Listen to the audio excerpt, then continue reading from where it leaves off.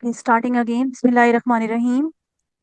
Okay, doctor, this is the long clinical consultation scenario. You have read the scenario, and let me tell you that I will start the timer. I will give you 15 minutes. In 15 minutes, you have to do your history, examination, and concerns. After completing your history, you will just tell me the steps of examination, and I will show you the physical findings if they are there. And after completing 15 minutes with the patient, then 5 minutes Viva, just like in the exam. All right. Okay. So your time starts now. Hello, good morning. Good morning. My name is Dr. Sarish. I am one of the doctor here today. May I confirm, are you Mr. Adi, 45 years old? Yes, doctor. Mr. Adi, I am here to take the history and do the examination, and after that, I will answer your concern. Is that okay with you? Okay. Okay. Mr. Adi, will you tell me what's brings you here today? Actually, doctor, I have some loose motions for the last 2 weeks. That's why I'm here. Okay. Right. Okay. May I know, do you have any other past medical condition that I should be aware of? Yes, doctor. I have some problem in my kidneys for which I have undergone transplant. Right. Okay. And which medicine you are taking? Any medicine you are taking? Yes, doctor. I'm on many medicines since last 1 year. They are some steroids as well as tacrolimus. Right. Okay. So let's get back to your main complaint. And you mentioned that have blue stool for past 2 weeks. Are you perfectly fine before 2 weeks? Yes, doctor, you can say. I was fine. Okay. How these blue stools started? It was, Uh, they started gradually, and they started gradually. And how many stools you are passing every day? almost 4 to 5.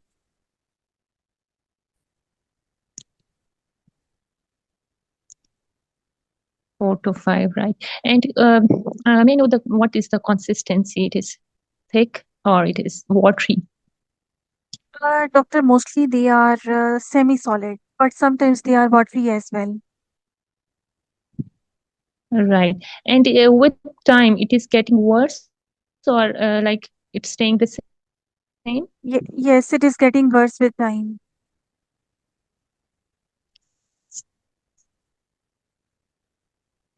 Hello? Hello, yes, they are getting worse with time. Hello? Is my voice audible to you? Because your is clear.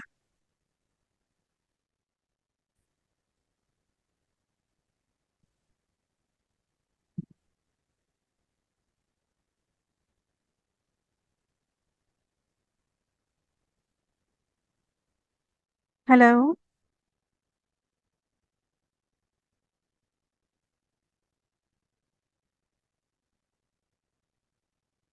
are you able to hear me, Doctor Sarish? Yes, I can hear you. So it is getting worse. Yes, doctor, they are getting worse with time. Okay. So now what it is still 4 to 5 per day or now it's more than this? Now it is 4 to 5. Initially, when it started, it was 2 to 3. Hello? Hello, are you not able to hear me properly? Because your voice is Okay, clear okay, to me. okay. Yes, yes. In between, your voice just lost. Okay. So, Mr. Ali, and you feel anything that make it worse, like taking any food? No, doctor, I have not noticed anything.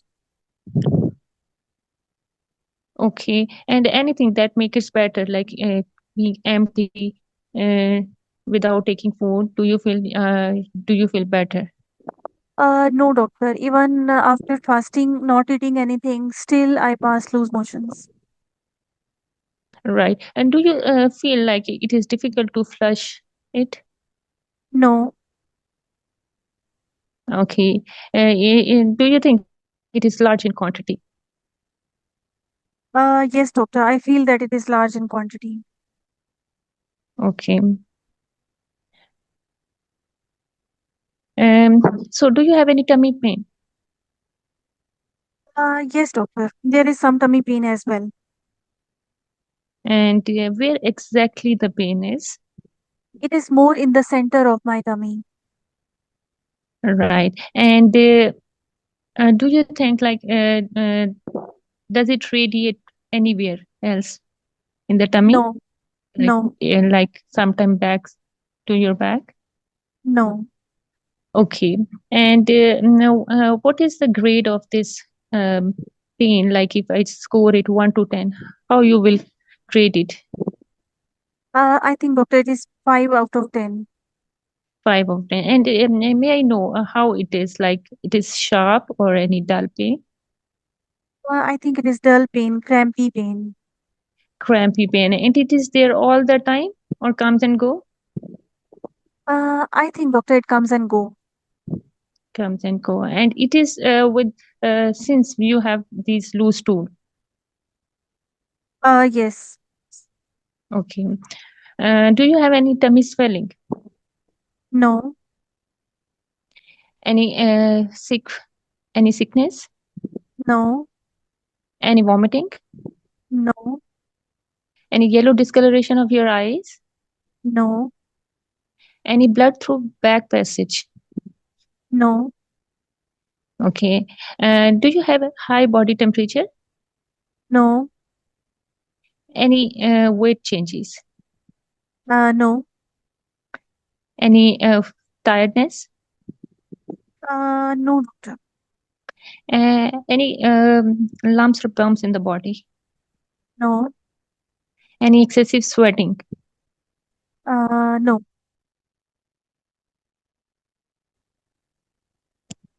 Any excessive sweating? no, doctor. Hello? Okay. Hello. And hello, okay. Do you have any recent travel? Yes, doctor. I traveled 3 weeks back. Right. And where did you go? I went to northern areas of Pakistan. Northern areas. And for how long you stayed there? My stay was almost 3 to 4 days. 3 to 4 days, right? And uh, or what about like, have you taken any food from outside? Yes, doctor. Since I was there, so all of my food was from outside. Sometime it was street food, sometime from hotel. Okay, okay. And there, right. So, have you taken any precautionary medicine before moving to this area? No, All right. Okay. Do you have any um, tummy, any change in your waterworks? no, Any change in the color of waterworks? no, Any chest pain? no, Any racing or pacing of your heart? no. Okay. Do you feel any swelling around your feet? No, doctor. Any difficulty adjusting to temperature? No, And do you feel any headache? no, Any neck pain? no. Okay. And do you have any joint pain? No, Right. And do you feel dizzy when you stand up from sitting position? no. Right. Do you have any family history of any similar complaint? Yes, doctor. My brother is also suffering from the similar condition of kidney. Otherwise, no symptoms of loose motions in my family. Right. So you mentioned you underwent for kidney transplant. May I know when did you did this? Almost 1 year ago. 1 year ago. And what was the reason for the Kidney transplant I had some cyst in my kidney since childhood. since childhood, right? And so, how are you doing now? Are you with regular follow up with your doctor? Yes, doctor. I was almost fine 2 weeks back, and I was taking regular follow up, taking my medicines regularly, and all was Right, fine. right. And you mentioned that you are taking steroids and you are fully compliant with your medicine. Yes. And do you have any like any acid burning in your tummy? No. Okay. And you also mentioned that you are taking tacrolimus, uh, and you are fully compliant with these two medicine. Yes. And other than these medicine, are you taking any other medicine or over the counter medicine? No, doctor. Previously, my doctor started initially when transplant was done. Then there were many medications, but now I am only taking these two medicines. Okay. And so, are you allergic to any medicine? No. Okay. And I just want to ask few personal question if you don't mind. Okay. Okay. Are you sexually active? Yes, doctor. I'm married. Right. By any chance, any casual partner? No. Okay. Have you ever taken any party drugs No. or any medicine through blood channels? No. Okay. Do you smoke? Yes, doctor. For how long you are smoking? For the last 20 years. For the last 20 years. And how many packs per day? Not packs, only 5 sticks per day. Okay, 5 sticks per day. So, do you drink alcohol? No. Okay. May I know what do you do for a living? I work in a bank. Right. So, how these symptoms affecting your job? Yes, doctor. Since last 2 weeks, it's affecting me a lot. Yes, I can see this must be distressing for you, but be sure I will try my best to sort it out. And so, I want to examine you now. Okay. So, I'm doing general physically. I'm looking at the patient, Hmm. looking at the general look of the patient for any sign of dehydration, emaciation, or any Cushingoid appearance of the patient. And Okay. I will, No signs. No signs of right. Cushing, dehydration, or cachexia. Okay. So now I'm looking at the patient hand for any clubbing, any leukonychia, and I'm. So this is half and half nail or Hmm. leukonychia. Okay.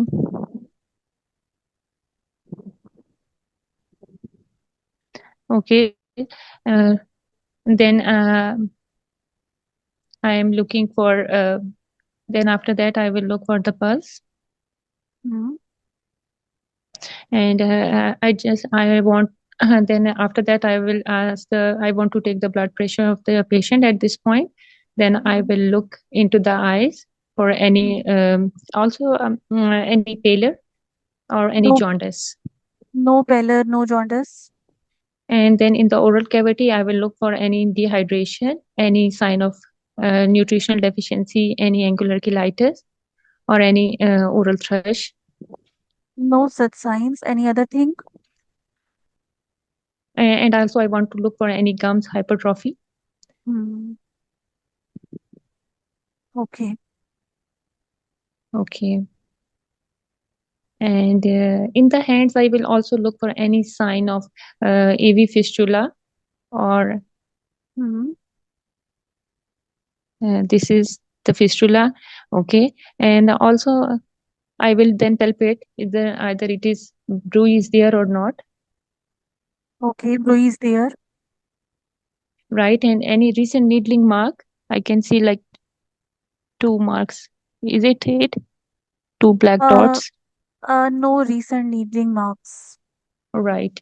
And then I will look in the neck of the patient for any thyroid swelling, any parathyroidectomy scar, and in the infraclavicular fossa, I will look for any CVP line scars, and then in the tummy, I will look for um, in the tummy, I will look for any scars, and here is the scar of renal transplant. So I will, other than this scar, any other scar over the tummy? No. Then I will palpate the scar. Is there any tenderness? And I will No then palpate the tenderness. kidney. Okay, any No tenderness in the tenderness. epigastrium? Right. After that, I will go for superficial palpation and deep palpation. Is there any tenderness in the epigastrium? No tenderness. 2 minutes are left. Okay, and then I will check for any hepatomegaly. No. And then any splenomegaly No. and any shifting dullness positive. No. Right, and then at the end I will check for lymph nodes. No lymph nodes. Okay, so thank you, Mr. Ali, for giving me your information. Do you have any concerns? Yes, doctor, I want to know that why I'm having loose motions. Um, so after taking the history and examination, I am thinking of different possibilities. Like your loose motion can be due to some bug infection in your tummy, because or it can be due to some problem with one of the gland in your tummy, we call pancreas, or it can be due to some side effect of the medicine. For this, I need to do some blood test, and I need to do some test on the um, stool as well, to know what exactly the cause is. For this, I am going to admit you in the hospital, and I will do some blood test, and after blood test and some further test, and after that, I will be in a position to guide you further management. Is that okay? Okay. Doctor, do you think that my condition is serious? Um, uh, as far I examined you and taken the history, there is no any sign I could find like any sinister thing. But I cannot be sure 100% until unless I do some test and scan. Time is over. Okay. Okay, now coming towards the Viva. Just tell me your positive findings in the history. So in the history, patient is a non-case of renal transplant for past 1 year and on medicine, steroid, and the tacrolimus. And for past 2 weeks, he has developed blue stool 4 to 5 per day. That is getting worse, and that is semi-solid in consistency, and it is associated with tummy pain that is dull, crampy pain that comes and goes. Along with this, patient has a history of um, travel to some northern areas and a food from outside. And he's a family history of kidney disease. Hmm. And on examination, I can appreciate gingival. I can appreciate half and half nail and AV fistula uh, that is working, but it is not the recent mode of renal replacement therapy. And along with this, there is also gingival hyperplasia and scar mark in the right iliac fossa. But that was not tender, and the kidney was not tender as well. And Okay. however, I could not appreciate any evidence of other visceromegaly, and there was no sign of any chronic liver disease. Okay, what is the name of the scar that you have mentioned? Rutherford Morrison scar. Okay. Any other thing in the examination you want to do? Yes, I want to check for the tacrolimus tremor. I want to check the tremors in the hands, and I also want to check for any steroid-induced like skin thinning, bruises, and proximal myopathy. Okay. Any other thing?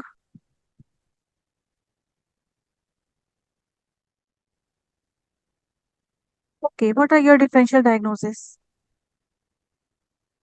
My differential diagnosis would be, it could be some gastroenteritis, like some Does this traveler's patient have vomiting or fever? or it can be due to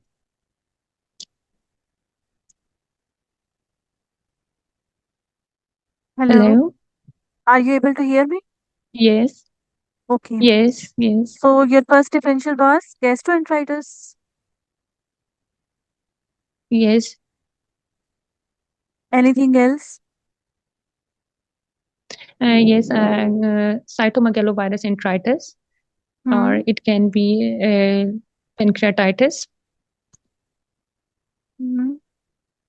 Anything else? Or it can be transplant rejection. Okay. Okay. How will you investigate this patient? So I will investigate the patient to confirm my diagnosis and to rule out my differential. For this, I will go for a complete blood picture along with ESR, C-reactive protein, with urea, electrolytes, and renal function test, along with liver biochemistry. And I will go for stool examination, stool microscopy, and culture, and PCR for cytomegalovirus infection. I would also like to go for ultrasound abdomen along with Doppler ultrasound, and for especially looking for the pancreas, and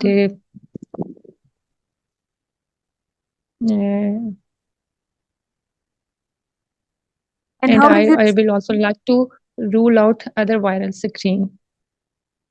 Okay, how will you treat this case? So if this case turned out to be a viral infection like cytomegalovirus enteritis, so I will treat the patient by after stabilizing the patient, maintaining the hydration status of the patient. I will treat the patient according to the cause. If it turns out to be due to cytomegalovirus enteritis, I will treat the patient by giving ganciclovir. If it turns out to be a traveler diarrhea, like any other protozoal infection like giardiasis, so I will treat the patient accordingly by giving anti-protozoal medicine. And if it is a case of any graft rejection, so I will treat the patient by increasing the dose of immunosuppressant and review the. Okay, thank you.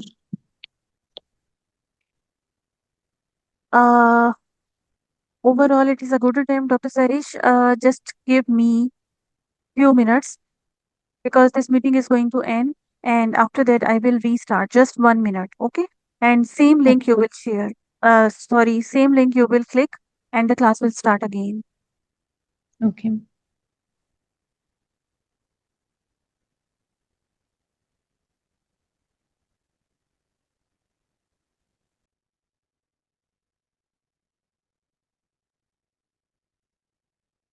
Okay, Dr. Sarish, are you able to hear me? Yes.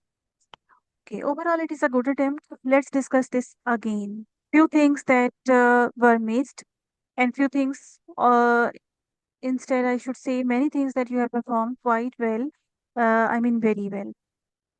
So, starting from the scenario, Mr. Ali, 45 years old. So you started like this. You confirm, you introduce yourself, you confirm the name of the patient, age of the patient, you tell your role and what you are going to do in the scenario. Long clinical consultation, setting the agenda, all of this. And this is a very good thing that you ask from the patient in his own language that what brought him to the clinic today. So whatever he wants to tell, everything you will focus you can write. Maybe in the exam, patient will tell you many things because in reality, this happens that they tell you much more information so that it is easy for you to take the scenario. So after that, your presenting complaint is loose motions. You ask the onset, that is was gradual. You ask about duration, although the patient himself told you, and then you asked about the frequency. You ask about progression, aggravating and relieving factors. But the thing is that have you asked that whether the loose motions were nocturnal or not? No, I not ask. This is an important thing. Reason because loose motions. Non quelle che ne lascia. Può essere. Okay, participants, please keep your mics mute. Dr. Sarish, you can unmute.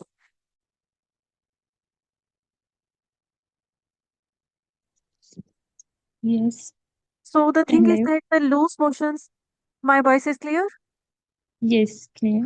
Okay, loose motion scheme is very important to memorize. The reason is that this is one of the scheme which is very concerned for the examiners because mostly what is the thing that the examiners want from you each and everything in loose motions because the thing is that you have complete the ODPARA. Everybody do this for loose motions. After that, you must differentiate whether it is osmotic diarrhea or it is secretory diarrhea. This is a very good thing you asked that, for example, whether there was any effect of fasting or not, or for example, whether the patient was having loose motions despite not taking anything.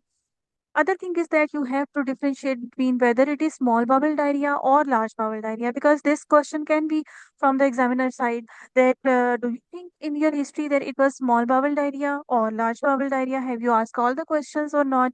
And likewise, whether this is an organic diarrhea, like for example, there is any nocturnal episodes of diarrhea as well or not. So this is the thing. So one thing that you missed was nocturnal.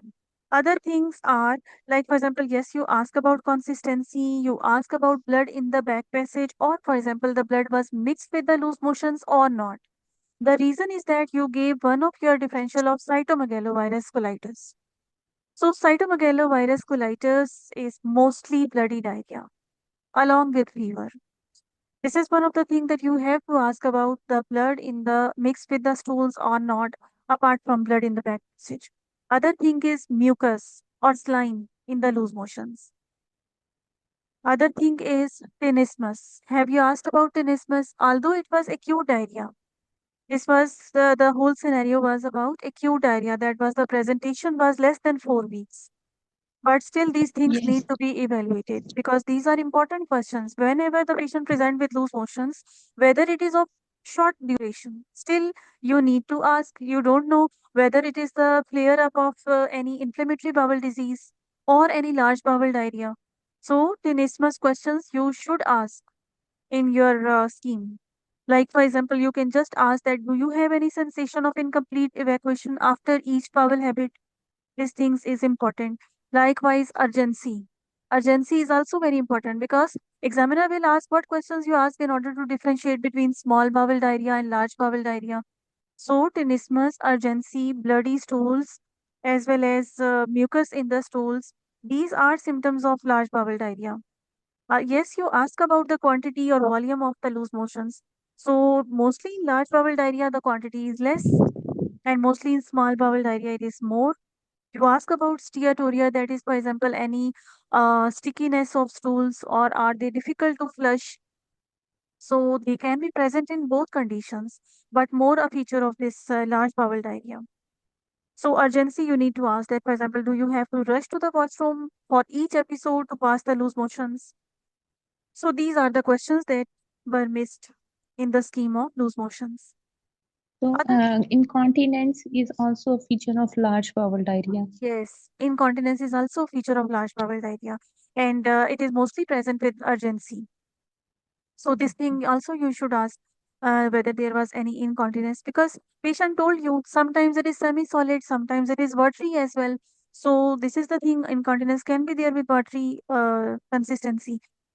Other things are that, yes, you in associations, you ask about tummy pain, but the question, like for example, tummy pain with association with loose motion.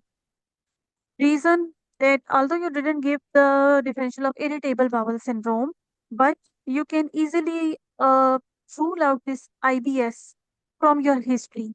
That if the patient has no nocturnal symptoms of loose motion and the patient has tummy pain along with loose motion, but it gets relieved after passing loose motion. And the site of pain is in left eyelid fossa or left lower abdomen, left lower tummy. So this with these two features, you can give the differential of IBS, irritable bowel syndrome. If there is no other sinister symptoms, no fever, like in this case, no weight changes. Okay, once you were asking about weight changes, have you asked about appetite or not? I just forgot. Hmm. I was So in keep my it in mind, your but I scheme.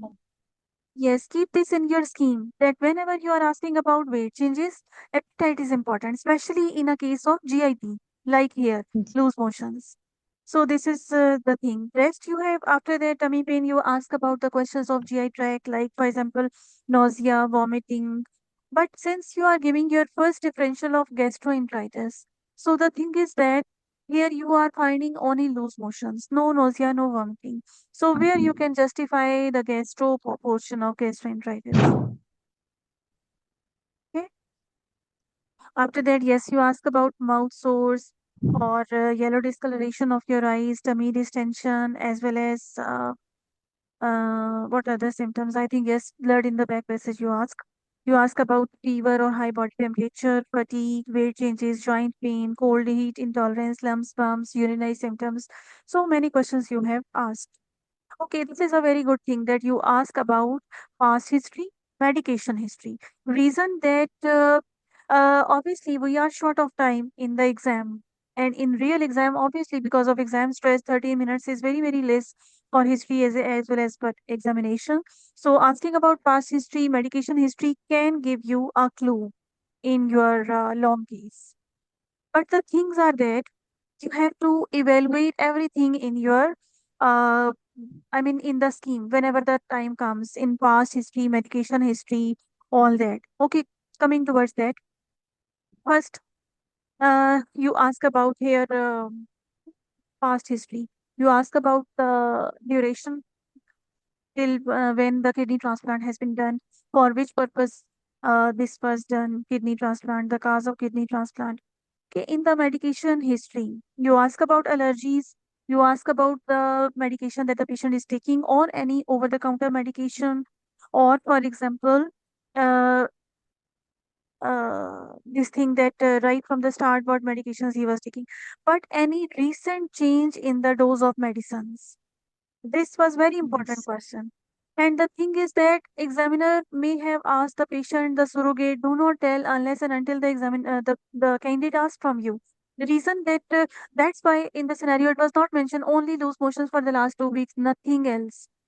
But you ask in the start, so the candidate told, patient told you, surrogate told you that yes, there was kidney transplant. Yes, I'm taking tacrolimus or low dose steroids or whatever.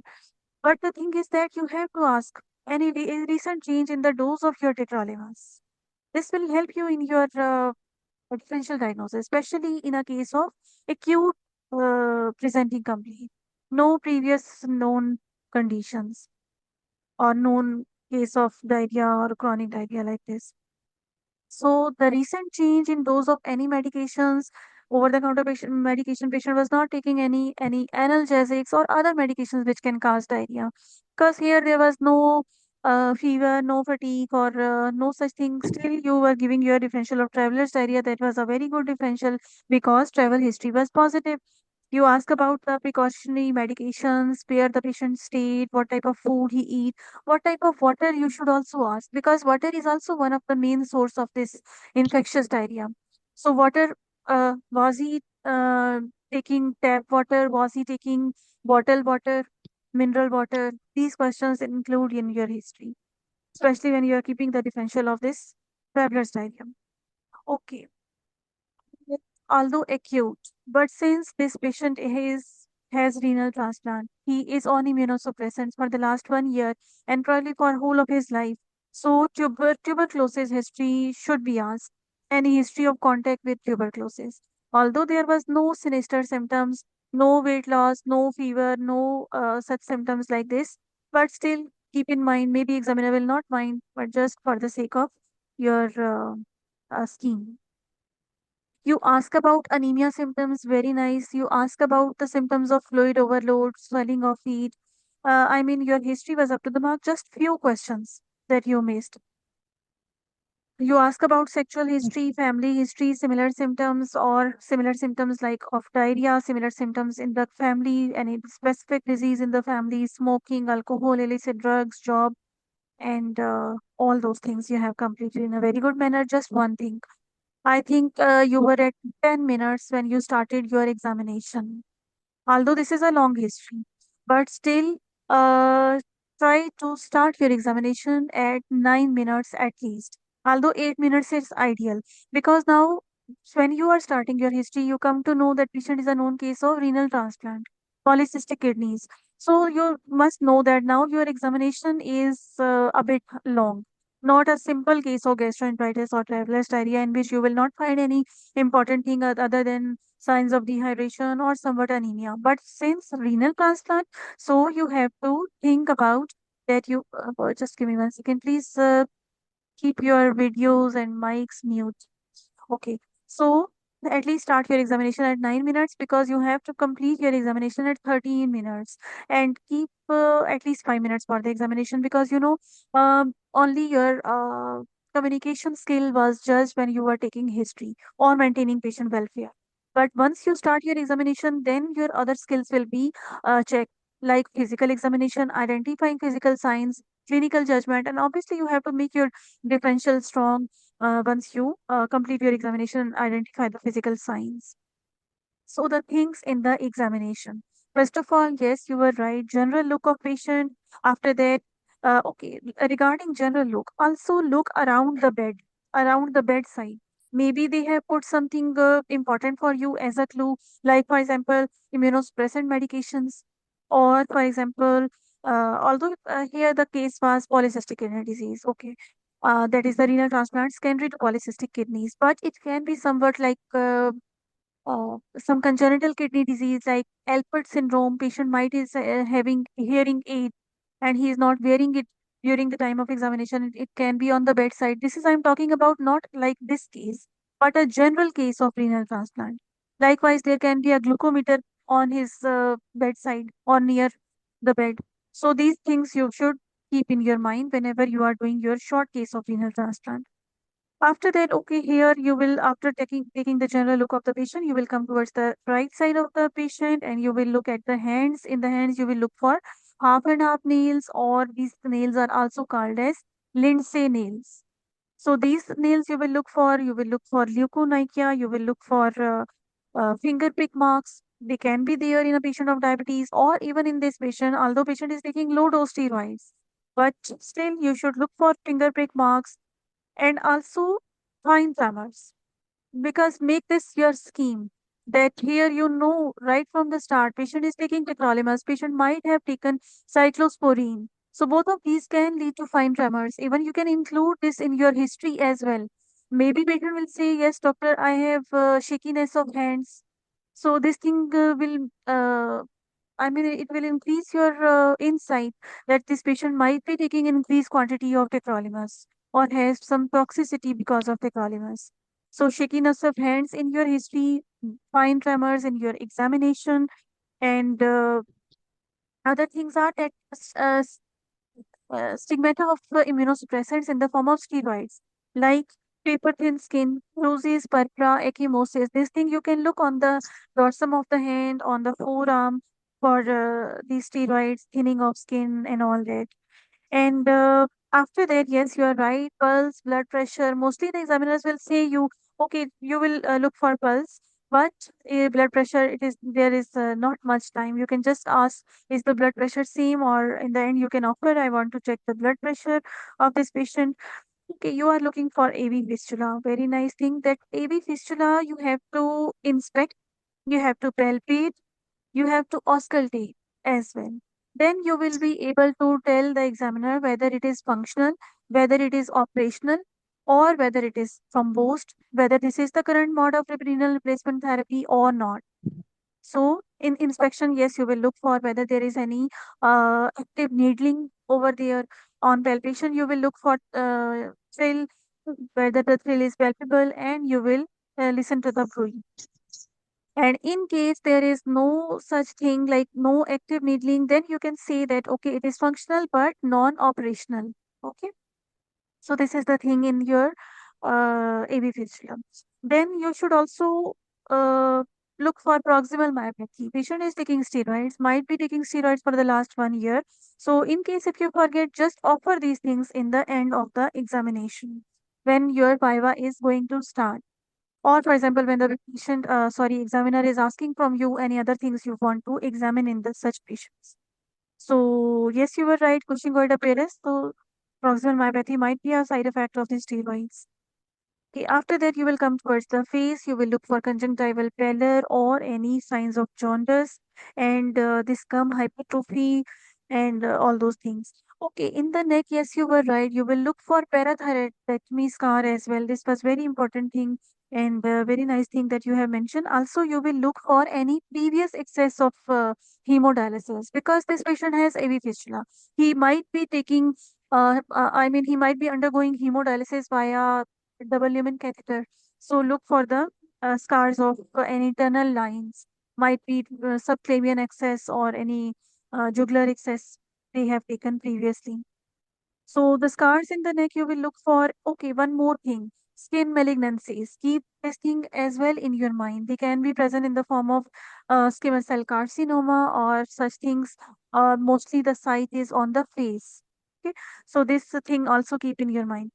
Other than that, yes, okay, one more thing. When you are at the neck looking for any previous tunnel lines, also look for JVP. Or, for example, otherwise you will have to come back again to look for JVP because you have to look for signs of fluid overload. This was the thing examiner was asking in the end. Any other thing you want to examine because it is a case of renal transplant, although the current mode of renal replacement therapy might be this renal transplant, but still you have to mention it in your examination that whether the transplant is working adequately, what is the hydration status of this patient, or what is the adequacy of this renal replacement therapy. So this is the thing JVP you have to look for, and after that you will come towards the abdomen. You will look for other scar marks as well, like for example any previous excess of peritoneal dialysis. And apart from this thing, Rutherford Morrison scar or J-shaped scar, because this is a case of polycystic kidney disease. So sometimes what happens that these patients might have undergone nephrectomy. So keep these things as well in your mind whenever you are dealing with a renal transplant scar, that you have to look at the back of the patient as well when you are auscultating the lung basis, looking for sacral edema, because sometimes what happens that uh, before transplant, they undergo nephrectomy in order to make room for the new kidney. Although it is not the case always, but still it can be there. Nephrectomy scar can be there in some patients of renal transplant, especially in a case of polycystic kidney disease. And there are certain indications for that. Like, for example, once the doctors want to make room for the new kidney, or for example, might this patient have undergone hemorrhage in the cyst of kidney and nephrectomy have been done for that purpose, or infections in the cyst.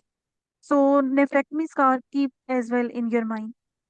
After that, yes, you were right. You were looking for tenderness over the scar and uh, visceromegaly in the form of hepatomegaly because it can be associated with polycystic liver disease as well.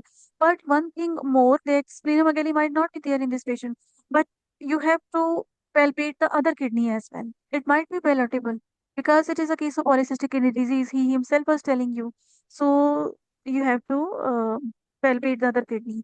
Apart from shifting dullness and all those things, then you will look for peripheral edema, pedal edema, sacral edema, JVP if you have already looked for, and bibasal fine palpitations as well. That is, you will auscultate the basis of the lungs.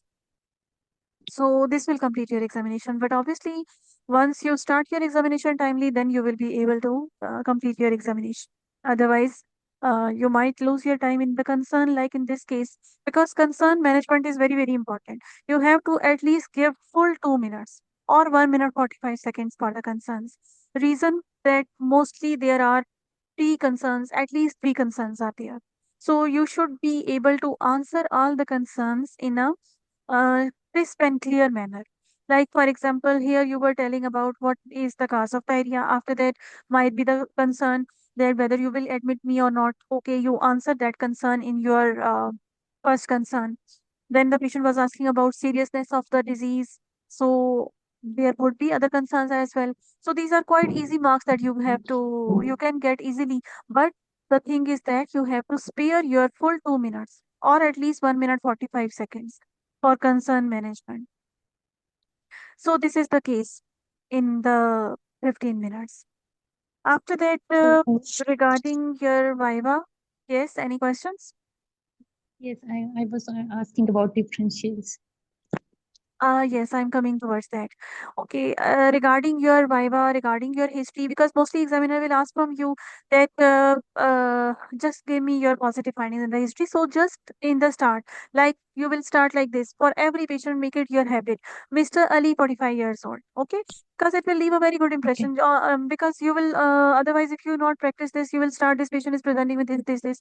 But UK examiners, I have noticed myself, they like that they do not like this word of patient because they like this word that this is a man, Mr. Ali, his name. So ask like this, Mr. Ali, 45 years old, known case of renal transplant, secondary to polycystic kidney disease, currently taking all those medicines, whatever your scheme.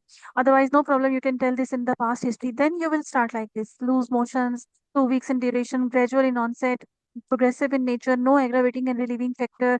Uh, Nocturnal episodes present, no tenesmus, no urgency, no blood or mucus mixed with stool, but there is semi-solid inconsistency, sometimes watery, and all those things, large in volume.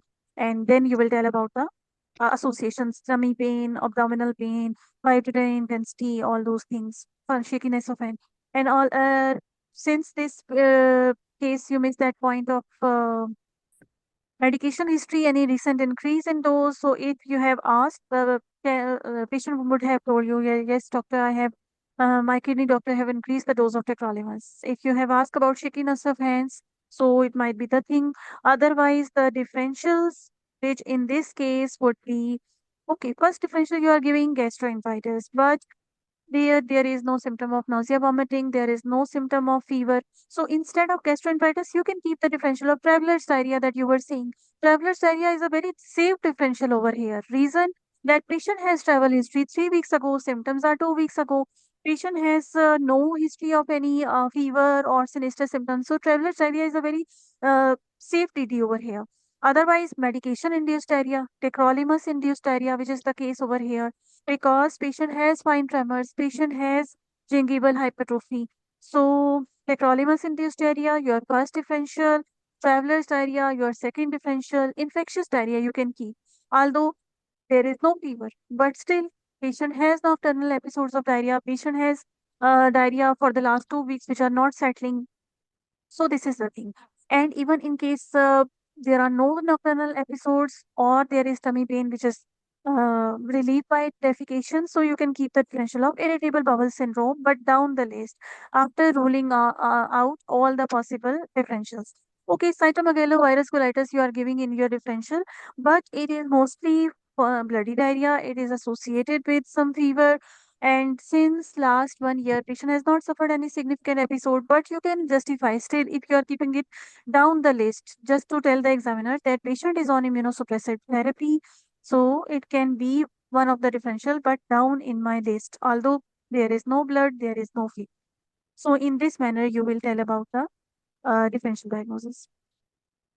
And regarding the investigation, not in this case, but in all the long cases, whether it is your MRCP exam or it is your FCPS exam or any other post-graduation clinical medicine exam, when you are telling the investigations, tell what you want to see in the investigations. Like you are saying CBC, here you want to look for leukocytes count, total leukocyte count, so that you can differentiate between infectious cause of diarrhea, non-infectious cause of diarrhea. You also tell anemia, although you are telling the symptoms of anemia you are looking for in the examination, but still CBC, these two things are important. Then ESRC reactive protein, you are telling these are the inflammatory markers. After that, stool examination, microscopy, culture, ova, cyst, everything you will tell. Then, okay, renal function test, liver function test, although renal function will only tell, like, for example, if this patient has any signs of dehydration, then you can look for any AKI, or you are suspecting rejection, then it can be helpful. But liver function test, I don't think so. It is more uh, reliable over here, because reason is that the PACES is focused, structured case. So they will just want from you the uh, relevant investigation. So tacrolimus levels are important over here. Okay, drug levels. Apart from that, yes, ultrasound, abdomen, Doppler ultrasound, or yes, you are telling about PCR of cytomegalovirus or any other viral serology. So this is in this manner you will tell about your investigations and treatment. Always start your treatment like this, that general treatment. Whatever the case, just tell about general treatment and patient education, dietary advice, adequate hydration, correction of electrolyte balance. In this manner, whenever it is loose motion, always tell like this: dietary advice, adequate hydration, correction of electrolyte balance, and all those things. And rest you will involve the multidisciplinary team over here, because this is a case of kidney transplant, not a simple patient, not a simple case of infectious diarrhea. So you will involve the nephrologists, gastroenterologists, specialist doctors, all those things. And regarding the general treatment, yes, according to the cause, whatever the cause come out. But like for example here, if the cause is tacrolimus induced diarrhea, you will just say like this, that after consulting with the nephrologist, tacrolimus dose reduction, or even in case if it is a severe case of tacrolimus toxicity, then discontinuation of the dose drug and alternative treatment instead of tacrolimus, other immunosuppressants for renal transplant. And rest is your symptomatic treatment, antidiarrheals, and all those things. Although if you are giving your differential of tacrolimus induced diarrhea, so this is mostly a self-limited case. Once you reduce the dose or you discontinue the dose, the diarrhea will resolve. So this is the thing here. And regarding traveler's diarrhea, yes, you will give antidiarrheals, adequate hydration, electrolytes, and all those things. It will settle. So this is about the case. Now ask any question if you have in your mind.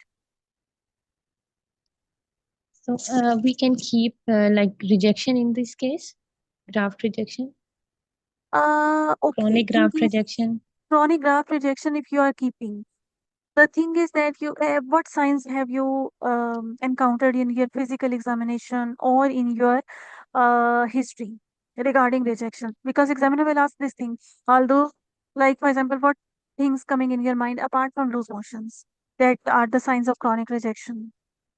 So I could not get any other sign. Hmm.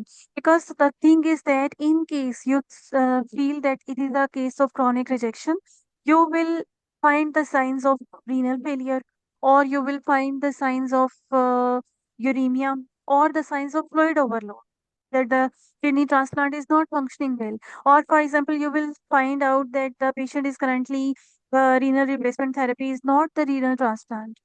He might be on hemodialysis. So that's why, because the examiner, in case of this renal transplant, the examiner will ask from you that, for example, whether the current of mode of renal replacement therapy is still renal transplant, or do you think that it is some other sort of renal replacement therapy in the form of AV fistula. So here you can easily say that the transplant is, I think, functioning well. Reason that the AV fistula is non-operational. There are no recent any excess of hemodialysis.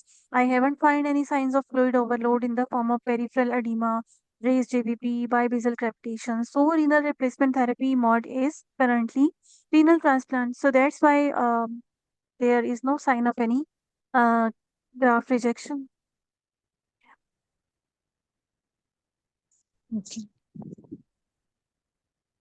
Any other question from anyone?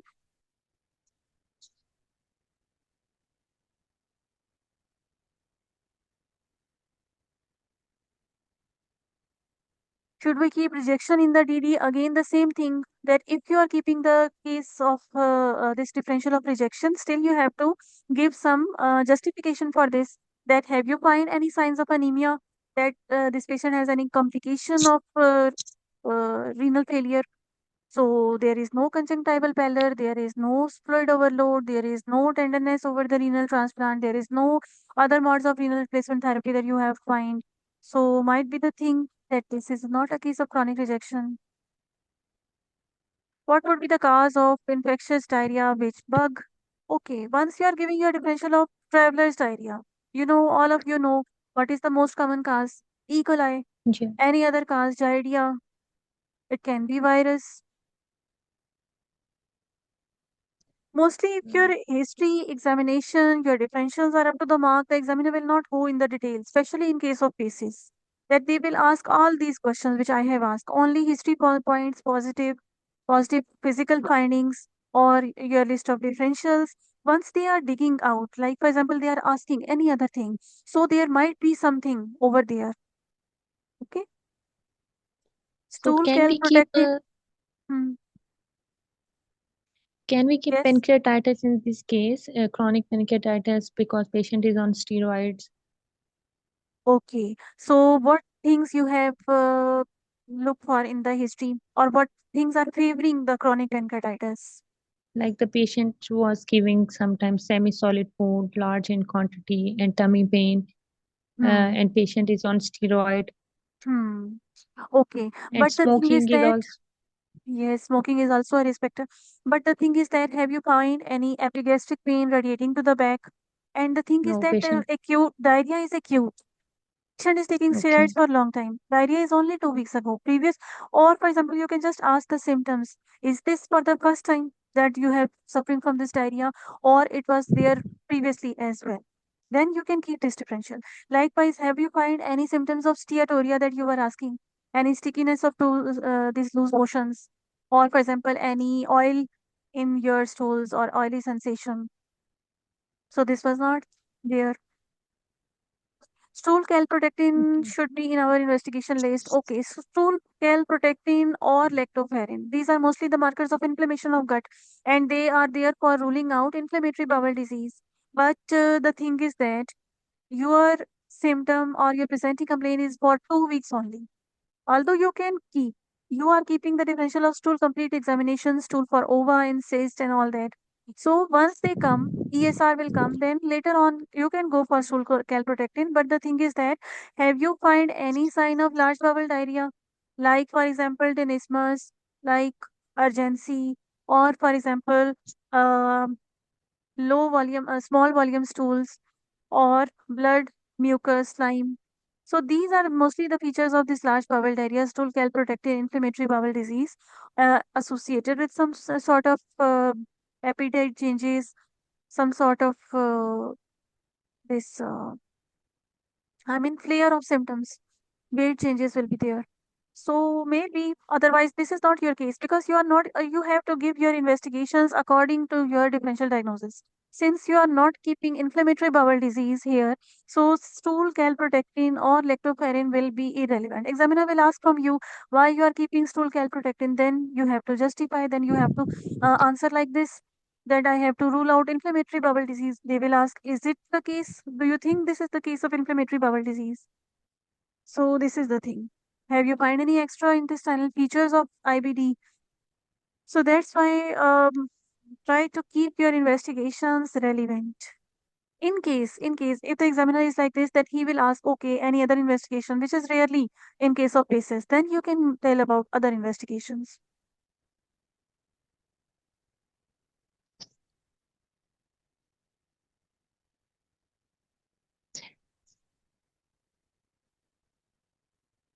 Okay, so I guess there is no other question. So I will end this meeting. Thank you so much for joining.